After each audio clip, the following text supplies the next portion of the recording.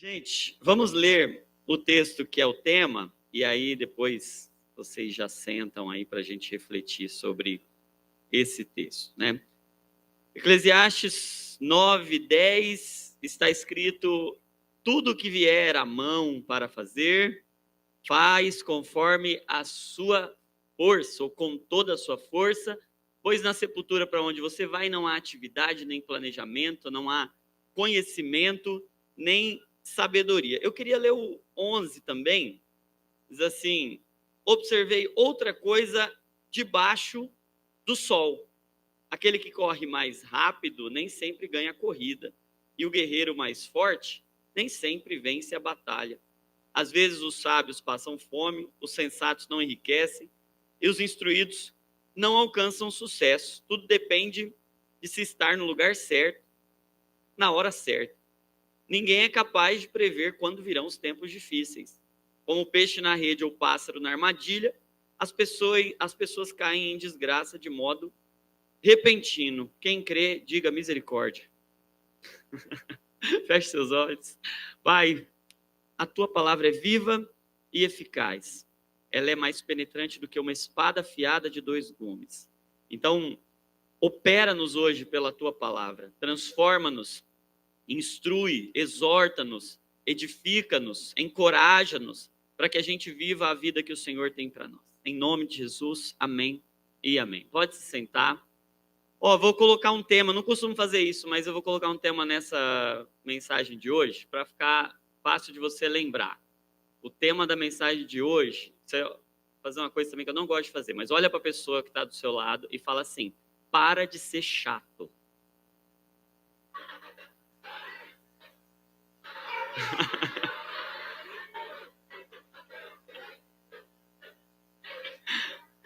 Quem estava com vontade de falar isso já fazia uns dias, e aí hoje teve a oportunidade assim de colocar para fora.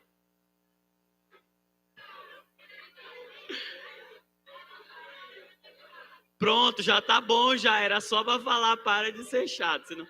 Senão agora é você que já tá sendo chata e a pessoa tá... Devolve agora. A pessoa que falou para você, fala para ela agora. Para você de ser chato agora.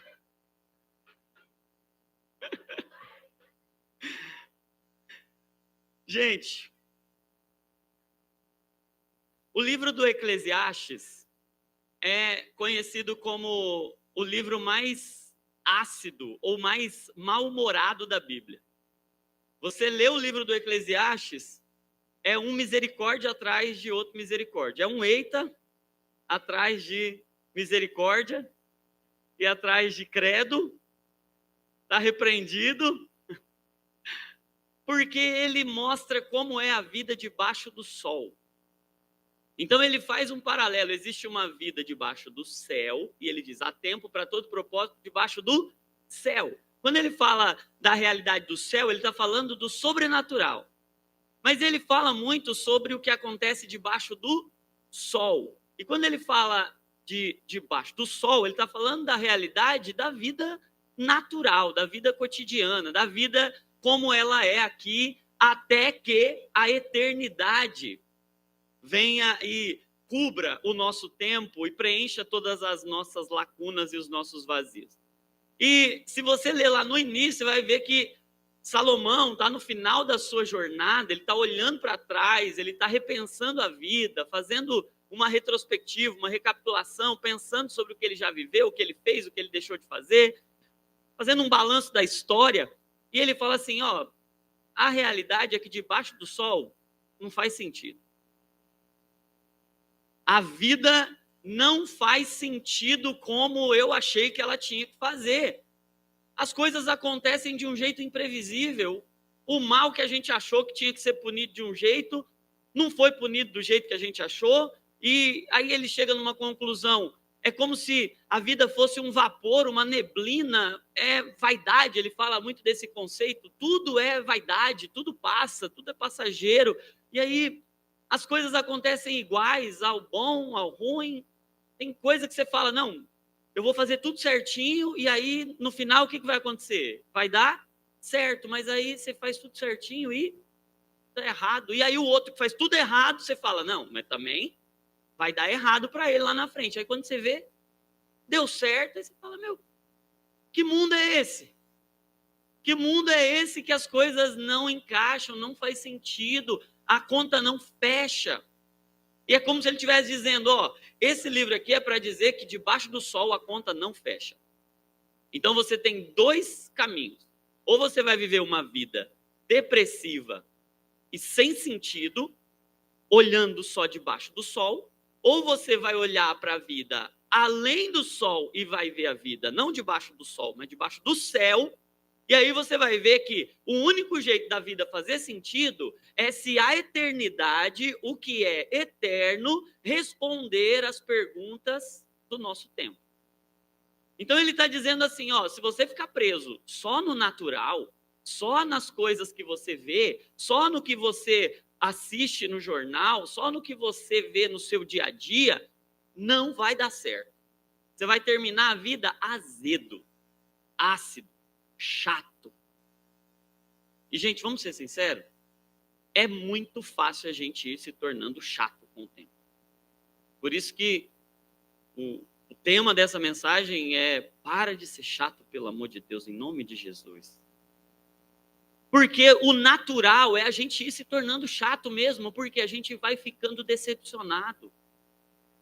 A gente vai confiando em pessoas e aí as pessoas nos decepcionam. A gente cria expectativas e as coisas não saem como a gente imaginou. A gente vê o bem que a gente plantou sendo recompensado por vezes com maldade, e a gente vai ficando duro, a gente vai ficando casca grossa, a gente vai ficando insensível, ou a gente vai ficando meio que indiferente, ou com o tempo é comum que a gente confunda maturidade, o maduro, com o duro.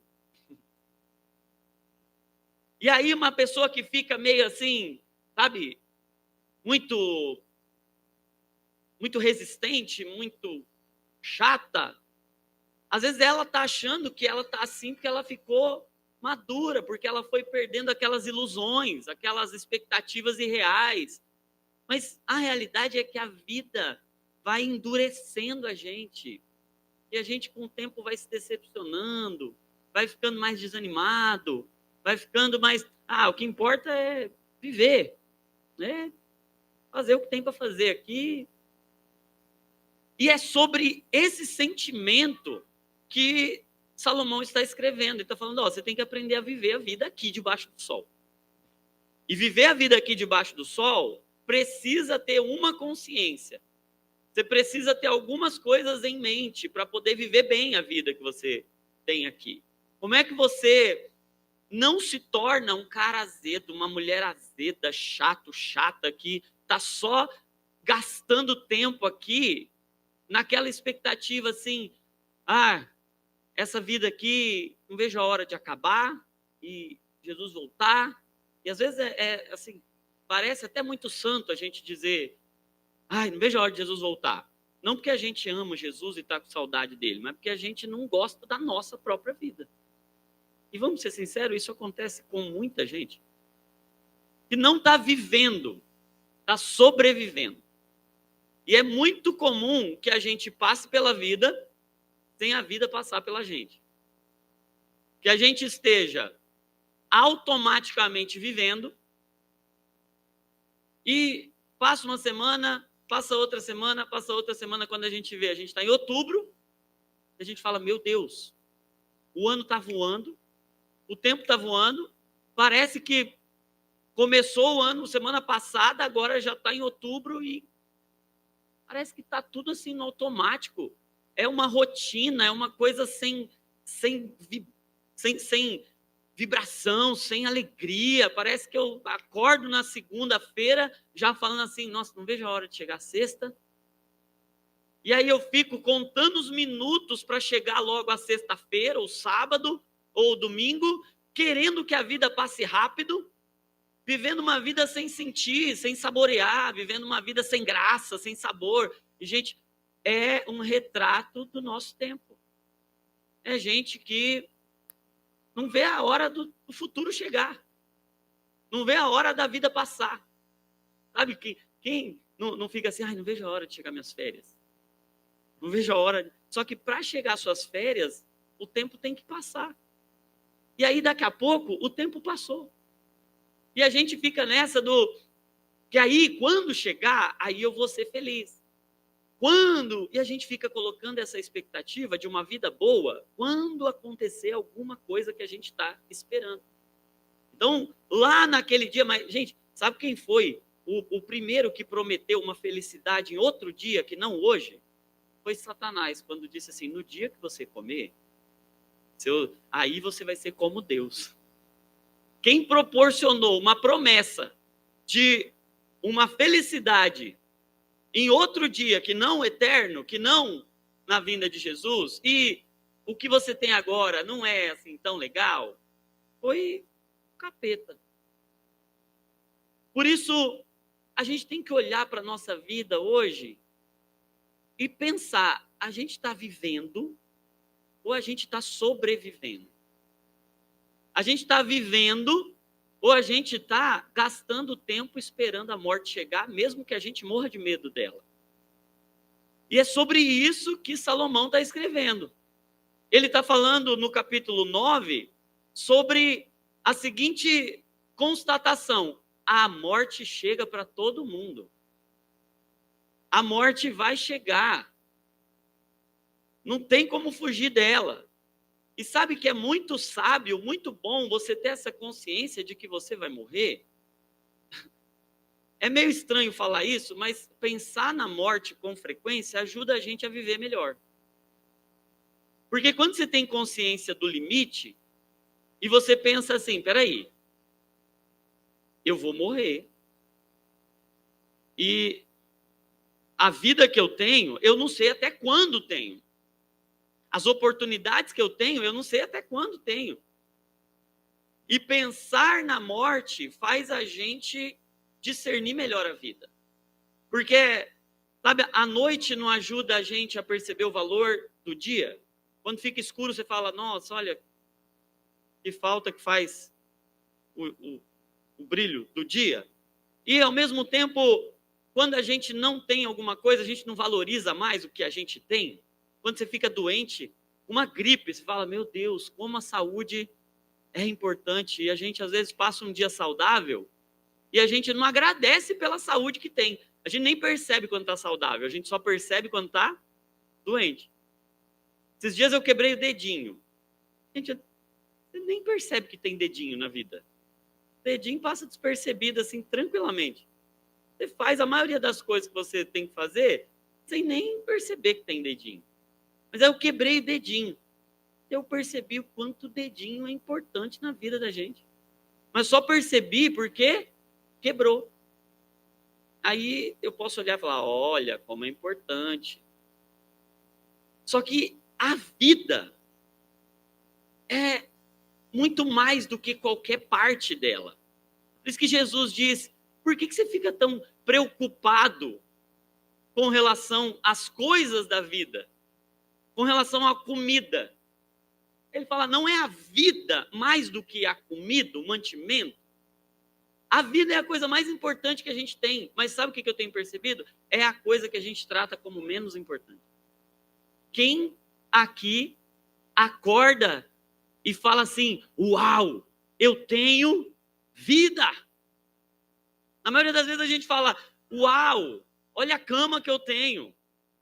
Olha o café da manhã que Deus me deu hoje. Olha as coisas que Deus está me dando. Mas é muito difícil a gente acordar e falar, uau, obrigado, Senhor, eu tenho vida. Eu posso respirar.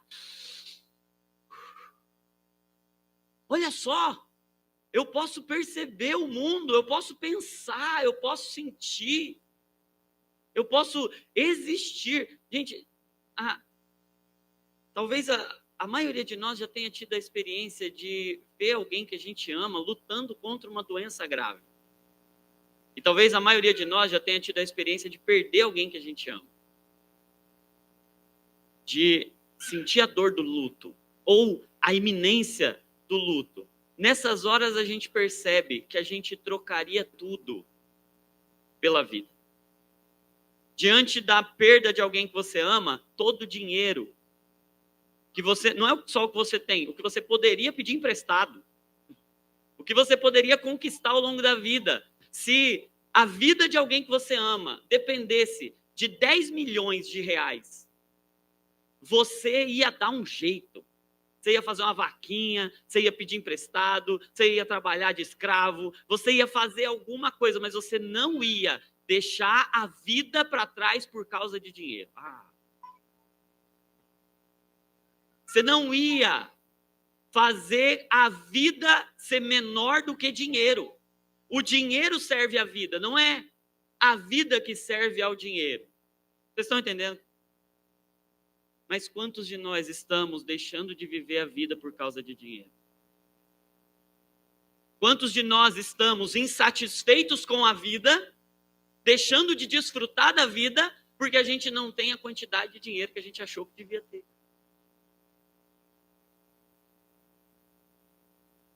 E quando eu falo dinheiro, eu estou só trazendo uma representação de coisas materiais que são infinitamente menores do que a vida.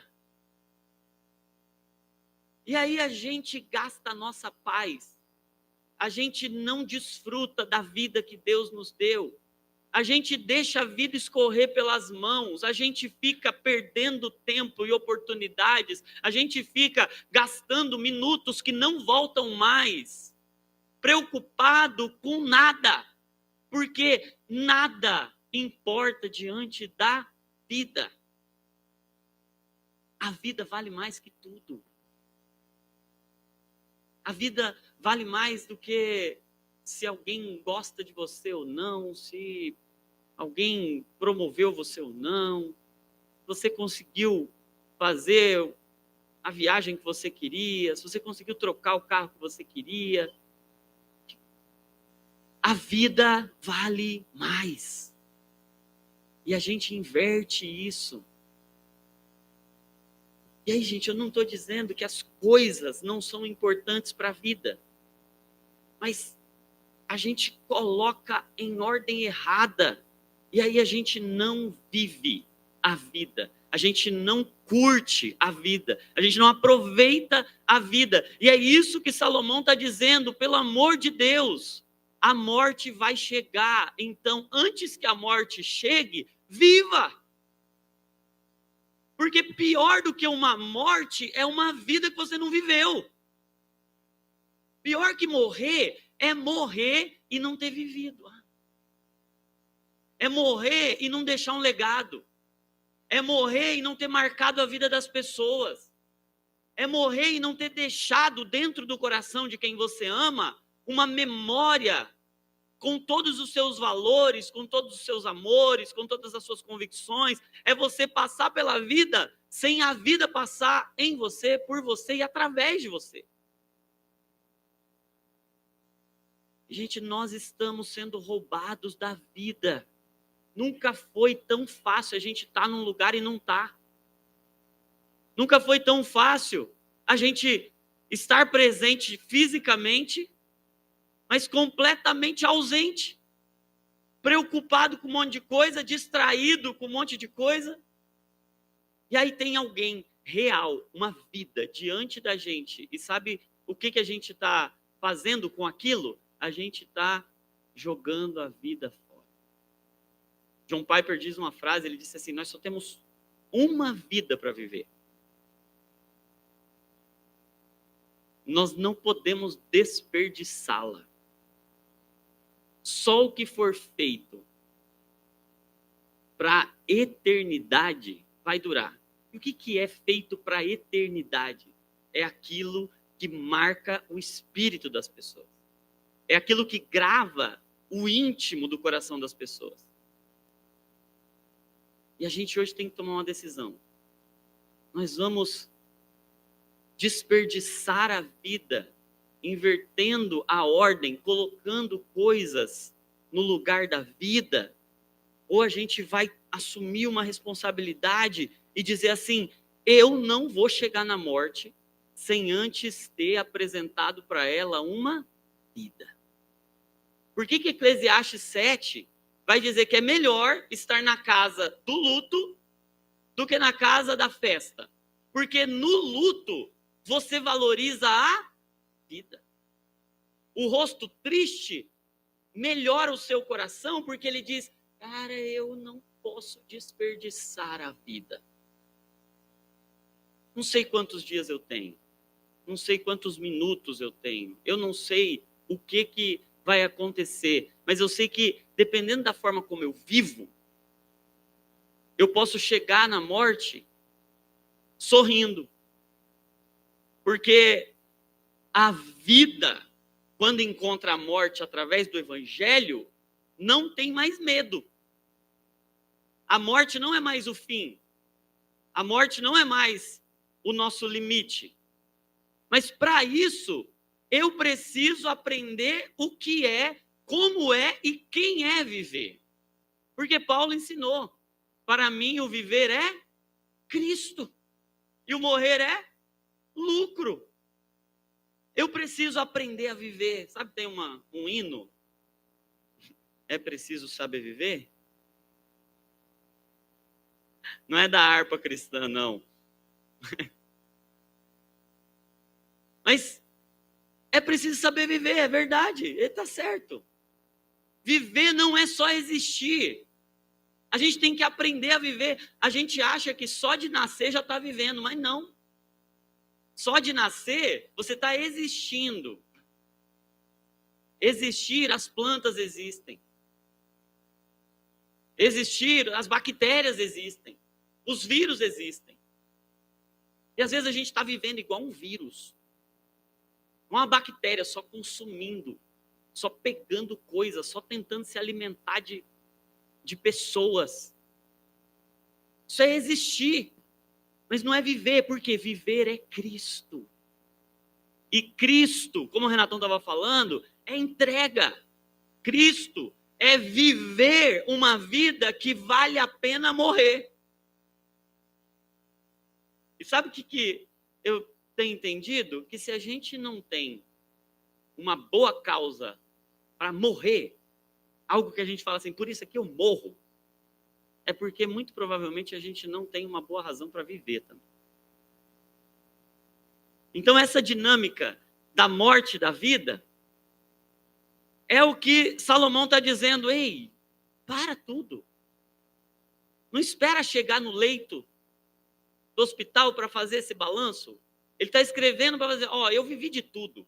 Eu não me privei de nenhum prazer. Eu fiz tudo que qualquer ser humano gosta de fazer. Eu tive dinheiro, eu tive casa, eu tive viagens, eu tive fama, eu tive sucesso, eu tive tudo que qualquer ser humano. Eu não me privei de nada. E eu vou dizer uma coisa para vocês. Nada faz sentido se não for viver. Se não for aproveitar a vida e aprender a viver. E aí ele diz algumas coisas nesse texto. Eu queria dizer essas coisas que ele diz e a gente encerra. Ele diz que tudo que vier à mão para fazer, a gente tem que fazer de acordo com as nossas forças. Ele está dizendo assim, você precisa ser alguém interessado na sua vida. Então, uma primeira parte aí desse aprender a viver, ele está falando sobre ser interessado. Cara, não fica desperdiçando as coisas. O que tem na sua mão? Ah, mas não é legal, meu trabalho é ruim, meu trabalho é chato, eu ganho pouco. Mas é algo que está na sua mão? Se é algo que está na sua mão, aproveita e vive, porque a felicidade não está no que eu queria. Não é o pássaro voando. É o que está na minha mão. Sabe, o mesmo Salomão, lá em Provérbios, ele fala, bebe da água da sua cisterna. Aproveita da sua água. Ah, mas é só a água é uma coisa tão comum. Mas é a sua água, da sua cisterna, que mata a sua sede. Sabe qual é a vida boa? A vida boa é a vida que Deus deu para você. E como você sabe a vida que Deus deu para você? É a vida que você tem. O que ele está dizendo é, para de se comparar. Para de ficar olhando para o que está na mão do outro. Porque a nossa geração é a que tinha mais possibilidades e motivos para ser feliz, porque tem mais recurso do que todo mundo. Nunca tivemos tanta coisa na mão. Se a gente for comparar com 30 anos atrás, com 50 anos atrás, se a gente for perguntar como era a vida da avó Dudu, quantas coisas ela tinha na mão? Quantas coisas vinham até a mão dela? Pouquíssimas. Mas eu me atrevo a dizer, a pessoa mais feliz aqui entre nós todos é a avó Dudu. A que viveu melhor é a avó Dudu. A que tem mais memórias, mais histórias, mais contentamento, mais satisfação. Por quê? Porque o que veio para a mão, ela segurou. E ela se interessou pela vida que ela recebeu, não pela que ela queria receber. A gente sofre muito porque a gente quer viver outra vida que não a nossa. E Salomão está dizendo, ei, pega a sua vida com a mão. Tudo que chegar na sua mão, se interessa por isso. Um dos poemas da minha avó, está lá no livro Poesias, da avó Dudu, ela diz assim, quando eu era pequena, só tinha uma bonequinha, feita de pano pela minha vovozinha. Não tinha tudo que queria, mas amava tudo que tinha. É sobre isso. O que estava na mão dela? Era uma bonequinha feita de milho. Pela vovozinha. Aí hoje a gente tem todo tipo de brinquedo, mas não segura um na mão. A gente tem recurso, mas a gente não tem interesse nas coisas. Tem uma coisa assim, satânica para o nosso tempo, é causar desinteresse em nós. A gente pega uma coisa, está feliz durante um dia. Daqui a 2 dias, aquilo que a gente queria tanto já não tem mais graça. E aí a gente já começa a viver em busca de outra coisa que não está na nossa mão. Isso vale para tudo. O que está na nossa mão hoje? Pega, segura, agarra tudo o que te vier à mão. Isso fala sobre interesse na sua própria vida. Segundo, não está falando só de interesse, está falando de intensidade. Faz conforme as suas forças. Não faz de qualquer jeito. Não vive a sua vida de qualquer jeito, só por viver, só para falar que fez, só para cumprir tabela. Pronto, bati o cartão. Sabe, pronto, já fiz. Pronto, está satisfeito? Vim na igreja? Bati o cartão, estou aqui. Está satisfeito agora? Não, faz de todo o coração, faz de acordo com as suas forças. Se você tem força para fazer, faça o melhor. Não é só ser interessado, mas é ser intenso também. E, gente, isso aqui vale para tudo. Vale para tudo na vida. Porque a gente vai se acostumando a fazer as coisas de forma religiosa, no mau sentido. Porque existe uma dimensão da religiosidade que é positiva, que é essa coisa do compromisso, do rito, do hábito. Isso é saudável, isso é legal. O problema é quando isso fica esvaziado de sentimento. E aí a gente vem para a igreja e a gente fica assim, ó. Já vim, já bati o cartão. Aí tá cantando uma canção aqui, e aí a gente tá assim, ó, lendo ali, olhando.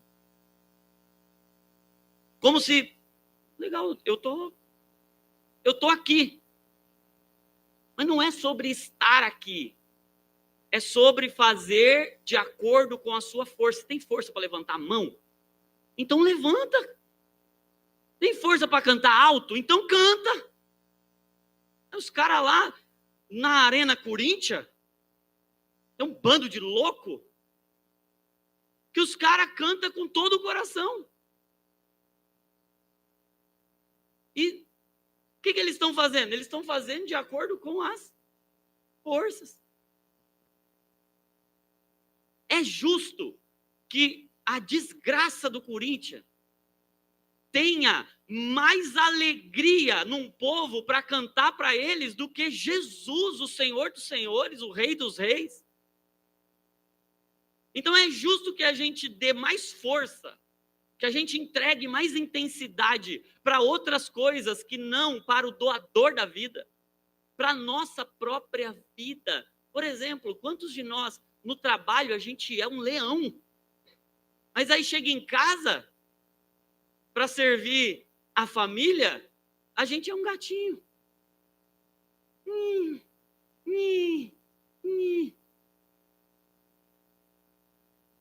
Para impressionar os de fora, chega em casa e tudo reclama, tudo resmunga. Para agradar um cliente, não, o cliente sempre tem razão. Mas o marido, a esposa nunca tem razão.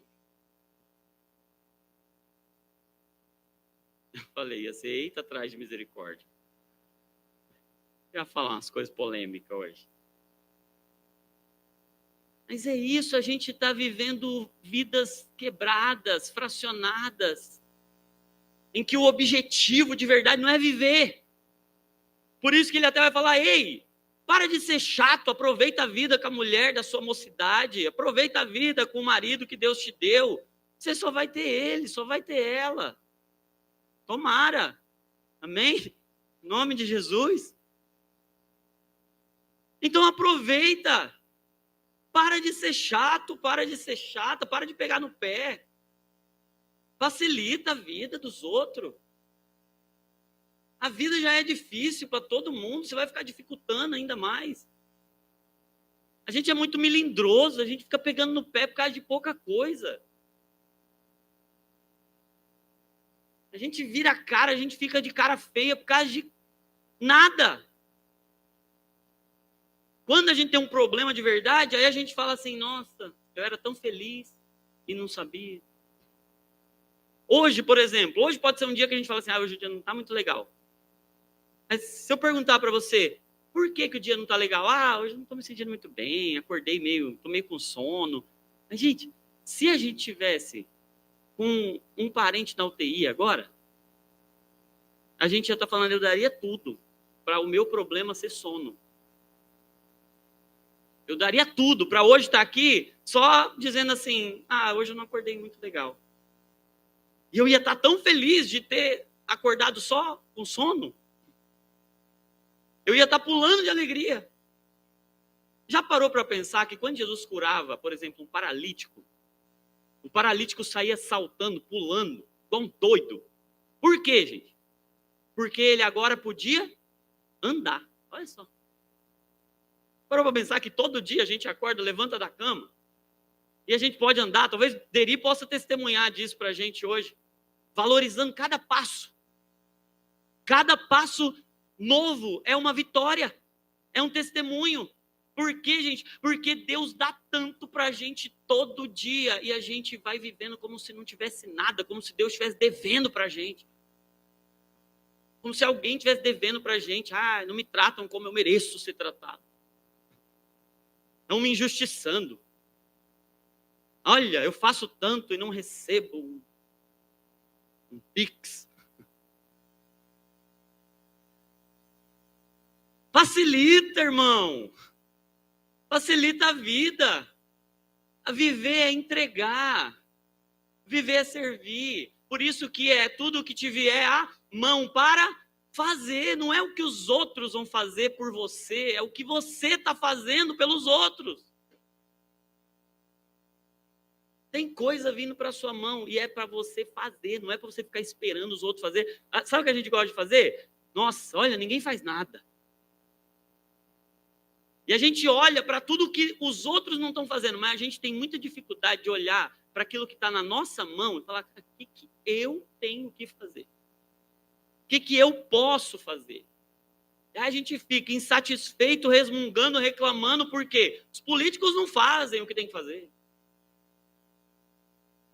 Porque ninguém faz nada com relação aos problemas. Gente, é legítimo a gente se incomodar com as coisas que não estão sendo feitas? Obviamente, é muito legítimo. A questão é que a gente não pode gastar a vida e perder a nossa energia, perder a nossa força, olhando para o que não estão fazendo e deixar de fazer o que está na nossa mão. Ainda quando o que está na nossa mão é interceder. A gente menospreza muito o poder de uma oração, gente. A oração de um justo pode muito em seus efeitos. Às vezes, o que eu tenho para fazer é orar. Isso é a coisa mais poderosa do mundo. Se eu tivesse trabalhado a vida inteira, o trabalho de uma vida inteira não tem a mesma força de uma oração. Tudo que te vier à mão para fazer, faz, mas não faz de qualquer jeito. Faz de acordo com a sua força. Ele está falando de interesse, de intensidade. Terceiro, ele está falando de intencionalidade. Não deixa a vida passar vivendo de qualquer jeito, como se tudo fosse igualmente importante. Não é. Você tem uma responsabilidade, você tem que manter a sua força. Você precisa ser intencional nas coisas, porque a gente gasta muita força com coisa que não era digno da nossa força. A gente precisa ser intencional na forma como a gente administra a nossa força. Senão a gente faz igual o Sansão, a gente tem muita força, mas a gente gasta tudo errado.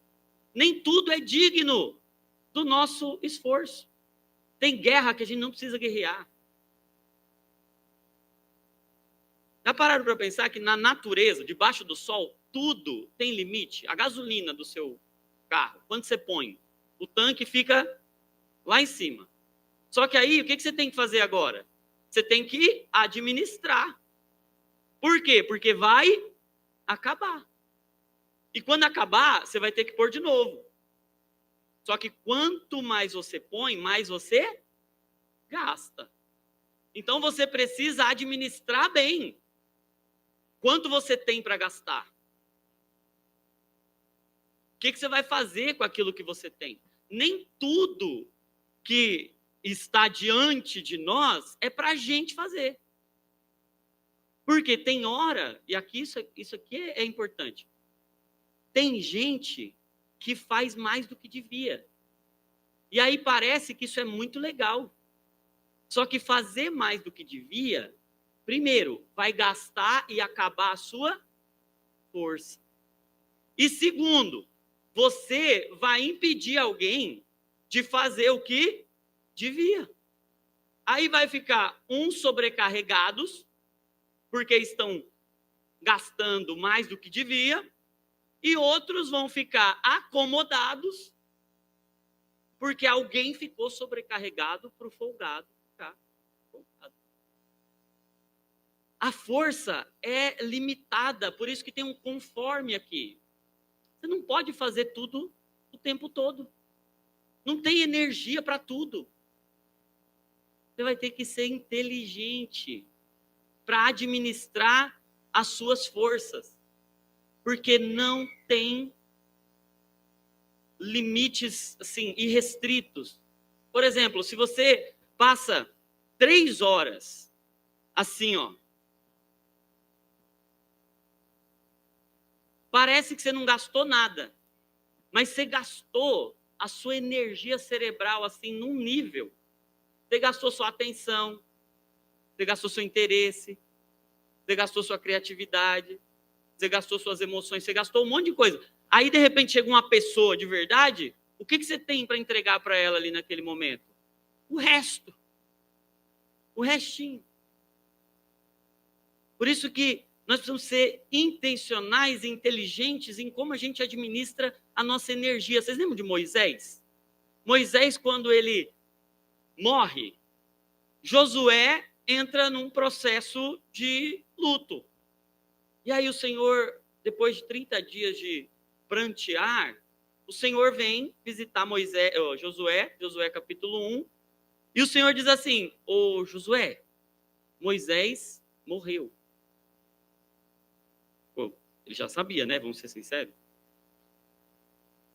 A questão é que, apesar de Josué já saber que Moisés tinha morrido, O que Deus estava fazendo era dizer assim: ô Josué, o Moisés morreu, você não. Quem morreu foi o Moisés. Moisés morreu, você não.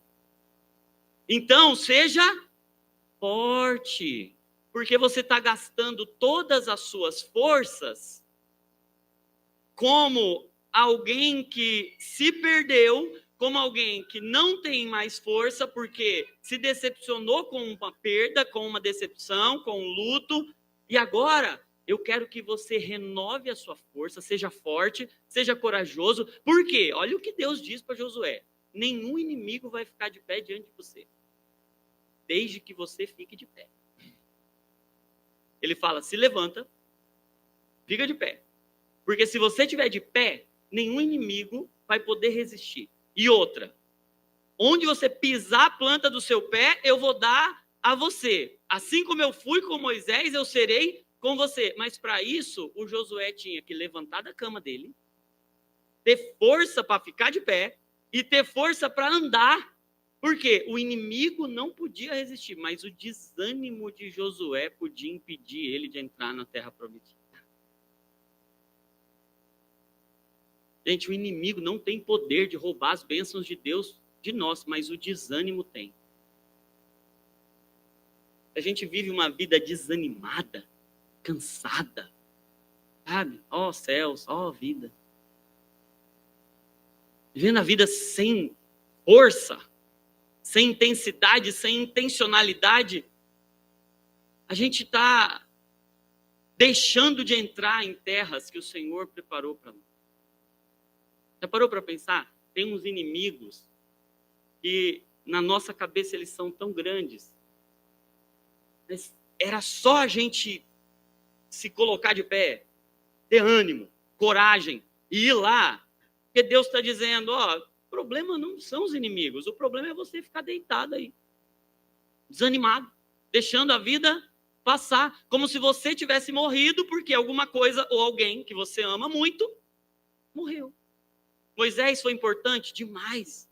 Moisés foi um homem de Deus? Demais. Moisés tinha que ser celebrado e pranteado? Demais. Mas tem uma hora que Deus fala assim, isso daqui já está roubando você dos meus planos. E se está roubando você dos meus planos, levanta, sai dessa cama, vive a vida, porque assim como eu fui com Moisés, eu vou ser com você. Então, para de ser chato. E vive. Tudo que te vier à mão para fazer, faça com as suas forças, mas conforme as suas forças. Sabe, tem uma outra coisa também, para a gente encerrar nesse assunto do conforme as suas forças. É que tem hora que não é hora da gente fazer, porque a gente não tem força. E nem todo mundo, ou melhor, todo mundo vai chegar a alguns momentos que não vai ter força. E aí a gente adoece porque a gente tenta fazer coisas que naquele momento não era para a gente fazer, era para a gente descansar. Mas no nosso ativismo, na força do nosso braço, a gente quer o tempo todo fazer. Mas é justamente porque a gente tenta fazer coisas que só Deus poderia fazer, que a gente se cansa. E aí a gente deixa de esperar. E Isaías capítulo 40 vai dizer que os que esperam no Senhor renovam as suas forças. O problema é que para renovar a força, você precisa parar. Esperar. Deixa o outro fazer. Ah, mas se eu não fizer... Ei, é Deus. Se eu não fizer... Se não for eu, é tipo o Elias, né? Eu sou o único. É nada. Quando perguntaram para João Batista, quem é você? Primeira coisa que ele disse.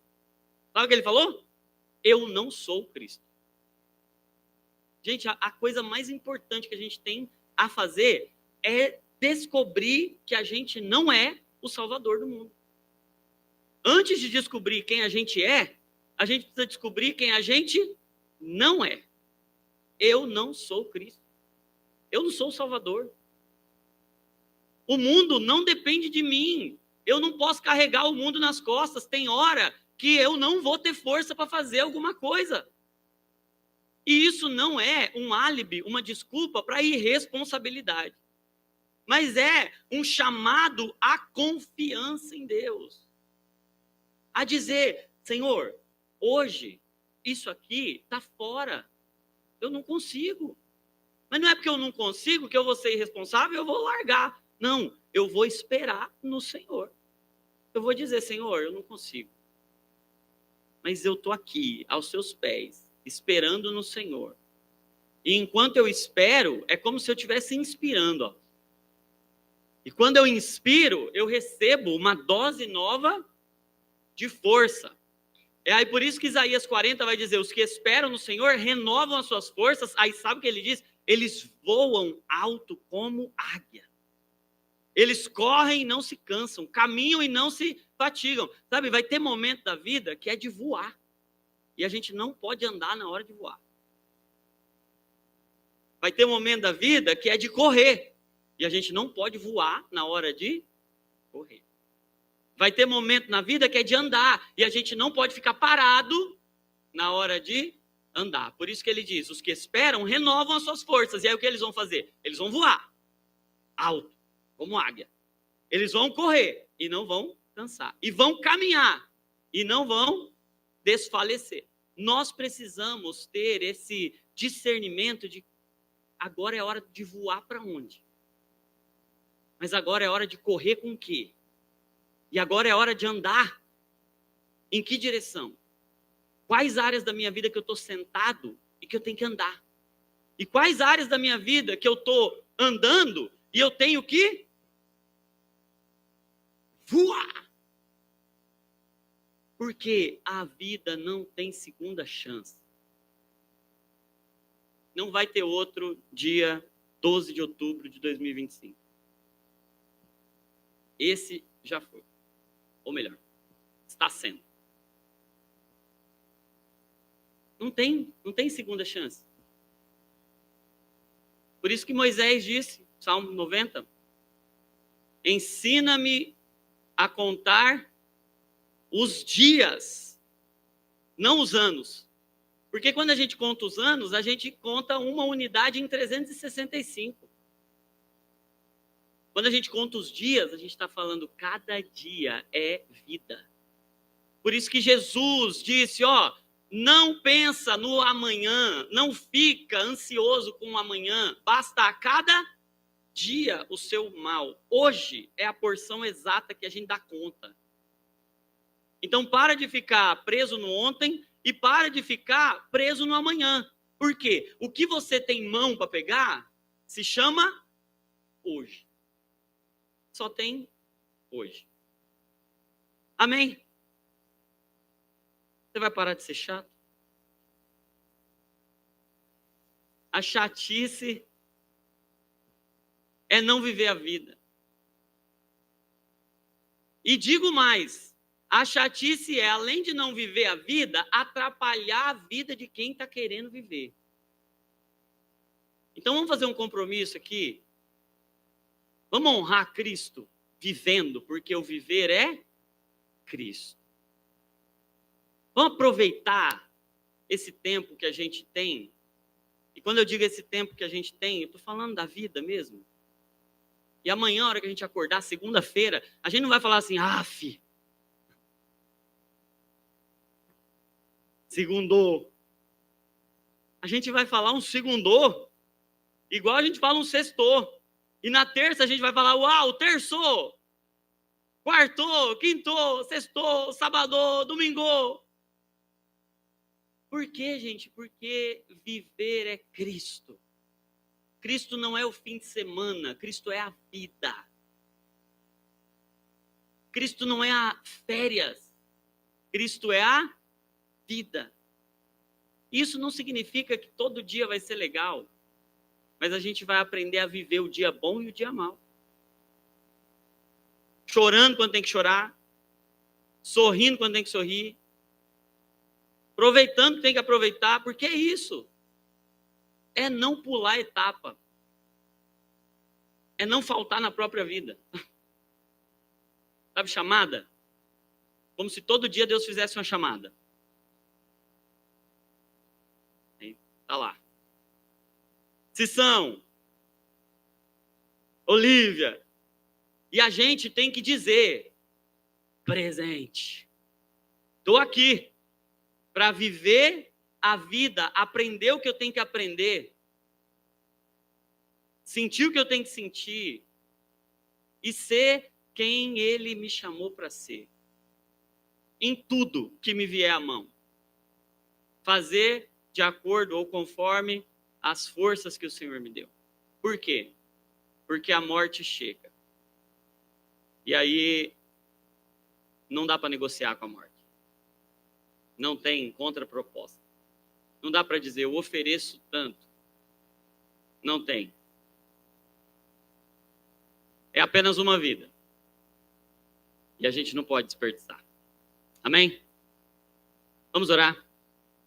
Feche aí os seus olhos e faça um balanço da vida que você está vivendo. Vamos fazer um exame agora?